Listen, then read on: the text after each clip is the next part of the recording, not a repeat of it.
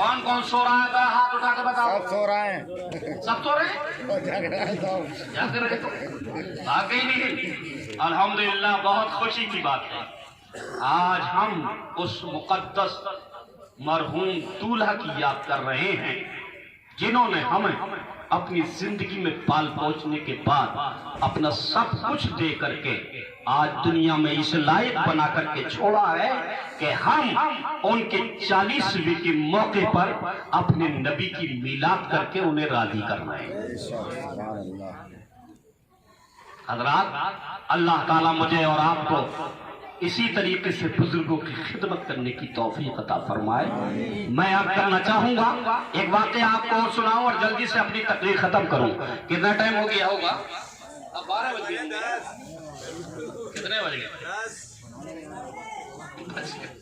11:30 بج گئے، ٹائم کافی ہو گیا۔ اچھا ایک بار درود پاک پڑھیے، اللہم صلی علی سیدنا و مولانا محمد وبارک وسلم وسلم علیہ صلاۃ و سلام علیک یا رسول اللہ یا حبیب اللہ یا نبی اللہ۔ حضرات گرامی، ایک آدمی جہاں دنیا میں کامیاب ہے وہی عورت بھی دنیا میں کامیاب ہے۔ میرے اور آپ کے نبی نے فرمایا عورت کے تعلق سے، جب نبی تشریف نہیں لائے تھے، میلاد کا موقع ہے، تو اس وقت سب سے زیادہ جس ذات پر لوگ ظلم کرتے تھے وہ عورت۔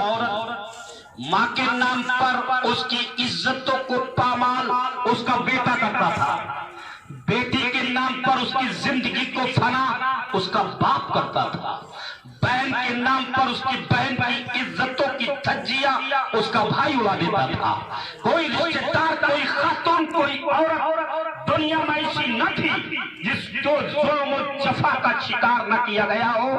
ایک قوم عورت کو عورت مانتی تھی، ایک قوم عورت کو خدمت گزار مانتی تھی، ایک قوم عورت کو بچہ پیدا کرنے کا آلہ مانتی تھی، ایک قوم عورت کو اپنے لیے ایک جانور مانتی تھی، ایک قوم عورت کو صرف ضرورت کے لائق استعمال کیا، اس کے بعد اسے گھوڑے اور جانوروں کی طرح استبل میں باندھ دیتی تھی۔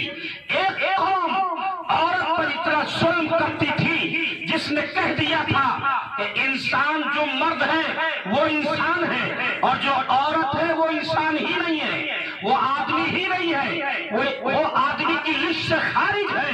مگر آئیے اپنے نبی پاک کو ملاحظہ فرمائے، اگر آپ کی سمجھ میں آئے تو سبحان اللہ بولتے رہنا۔ میرے اور آپ کے نبی نے فرمایا، او بھائیو، اپنی بہنوں کو تم ذبح نہ کرو، بے عزتی نہ کرو۔ یاد رکھو، اگر تم نے اپنی بہن کی عزت کو دنیا میں قائم رکھا تو اللہ کل تمہیں جنت عطا فرما دے گا۔ میرے اور آپ کے نبی نے فرمایا، اور لوگوں اپنی بیٹیوں کو زندہ قبر میں دفن نہ کرو، اس لیے کہ اگر تم نے انہیں پالا اور پالنے کے بعد ان کی شادی کر دی اور اپنے داماد سے رشتہ قائم رکھا تو یاد رکھو تمہاری بیٹی تمہیں کل میدان قیامت میں جنت دلوائے گی۔ میرے نبی نے فرمایا، اگر 7 بیٹیاں ہیں، 7 کی شادی کر دی اور اس کے بعد اس رشتہ دار سے بھی رشتہ داری نبھائی تو اللہ بیٹی عطا تو جنت عطا فرمائے گا۔ ایک صحابی کھڑے ہو گئے اور کہنے لگے، یا رسول اللہ، میرے تو 7 بیٹیاں نہیں ہیں بلکہ 5 بیٹیاں ہیں۔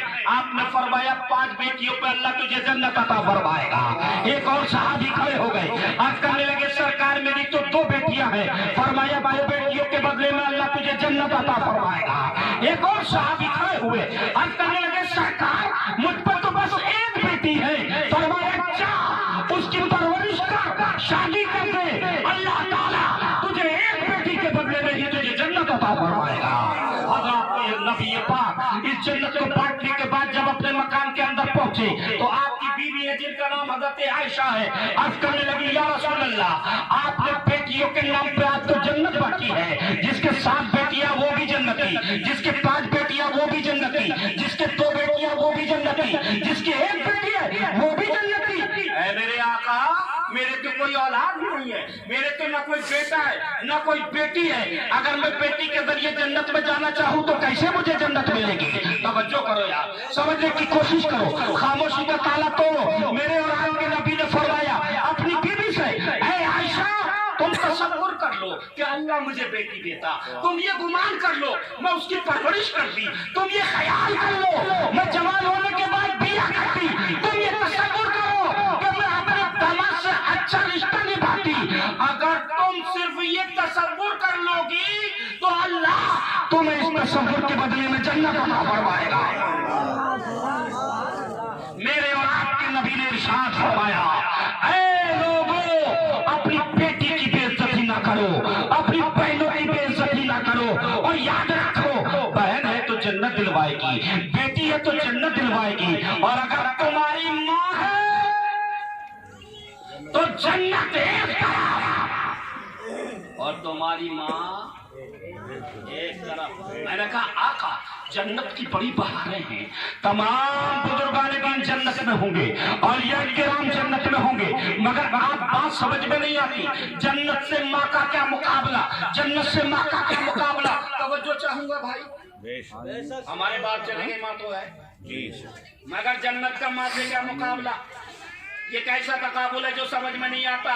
तो मेरे और आपके नबी ने फरमाया माँ से तू जन्नत को मिलाता है, माँ तो बहुत बड़ी चीज है, उसके हाथ तो बहुत बड़ी चीज है, उसका सर तो बहुत बड़ी चीज है, उसका सीना तो बहुत बड़ी चीज है। अब जन्नत की तो ये हकीकत है कि जहाँ तेरी माँ के कदमों के कदमों की इंतहा होती है, वहाँ तेरे जन्नत की इब्तिदा होती है।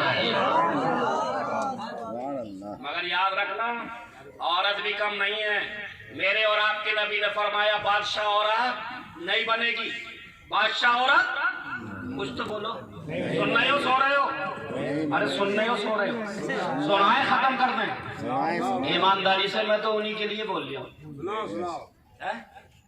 सब कहेंगे जब भी तो सुनाऊं, और सो रहे हो। एक घंटा चीज दे भाई सोई लो मत क्या कह रहे हो भाई साहब?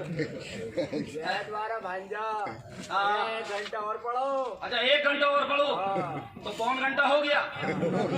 और सही। अच्छा 1 घंटा और सही, चलो ये भी ऐसे निकल जाएगा, मगर आप मेरा साथ तो दो यार। नहीं सुभान अल्लाह बोलो। अच्छा सुभान अल्लाह आप किसके लिए बोलेंगे? ये हमारे बाप के लिए। किसके लिए बोल रहे हैं? बाप के लिए। इसलिए कि मैं सुभान अल्लाह बोलूं, आप भी बोले। अगर मैं तने तना सुभान अल्लाह बोलूंगा तो 90 ने किया मेरी, वो मेरे बाप की, और आप मेरे साथ साथ सुभान अल्लाह बोलेंगे तो पता चला 90 मेरी तरफ से और 90 आप सबकी तरफ से। इसलिए मैं आपसे बार बार सुभान अल्लाह कहलवाना चाहता हूँ, बार बार बोलते रहिए सुभान अल्लाह।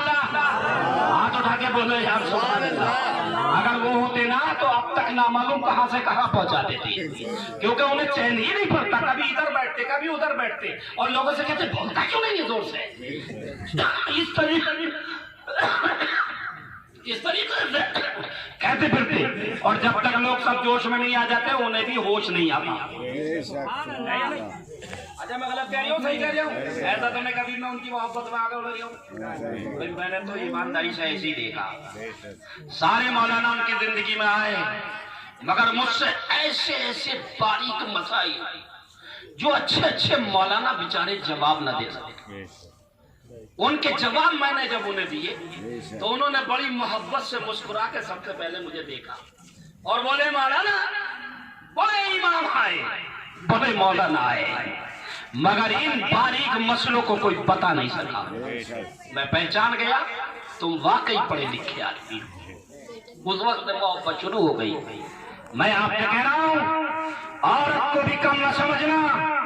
आइए मैं आपके सामने औरत और मर्द को दिखाता हूं। एक बहुत बड़े बुजुर्ग हैं जिनकी उम्र मुबारक 20 या 25 साल है। वो अपनी दुनिया को छोड़ने के बाद बयाबान जंगल पहुंचे और पहुंचने के बाद एक दरख्त के नीचे बैठ गए। यहाँ दुनिया के बहाइम भी है, जानवर है, शेर है, चीता है, बहाइम है, मगर इन्हें किसी चीज का डर नहीं।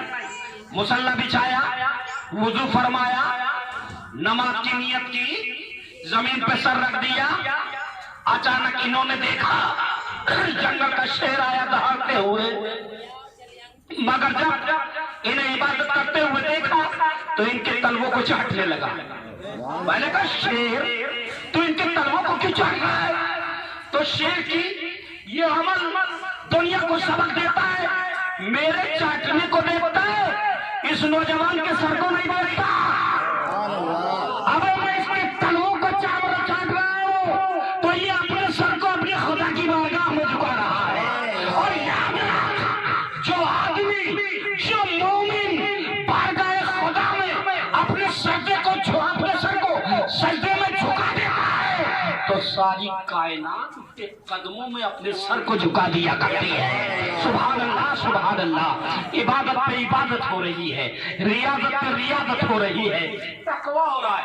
نئی عمر کا نوجوان ہے، اللہ کی عبادت کر رہا ہے. ایک دن عبادت کرتے کرتے ایسی پوزیشن آ گئی کہ نماز پڑھتے پڑھتے بیٹھ گئے اور بیٹھنے کے بعد استغراق شروع ہو گیا. استغراق کا مطلب ہے کہ آدمی یا تو خود ہوتا ہے یا پھر اس کا اللہ ہوتا ہے، تیسرے کا اسے پتہ نہیں ہوتا.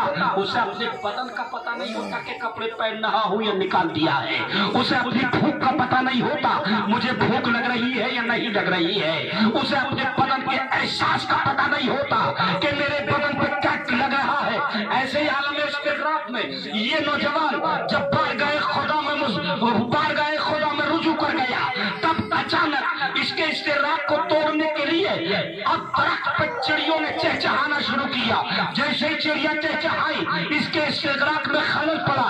تب اس نے عالم وجد میں اپنی زبان سے فرمایا، اے چڑیوں جو خدا کے ذکر میں خلل ڈال رہی ہو، تمہیں تو مر جانا چاہیے.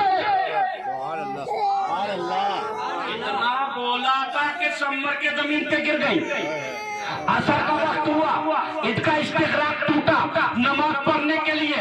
تو انہوں نے دیکھا قدم رکھنے کے لیے جگہ نہیں، تمام چڑیاں مری ہوئی پڑی ہے. انہیں خیال آیا یہ مر کیسے گئی، کس نے مار دیا، کیسے گر گئی. تو یاد آیا ابے تو نے ہی تو کہا تھا انہیں مر جانا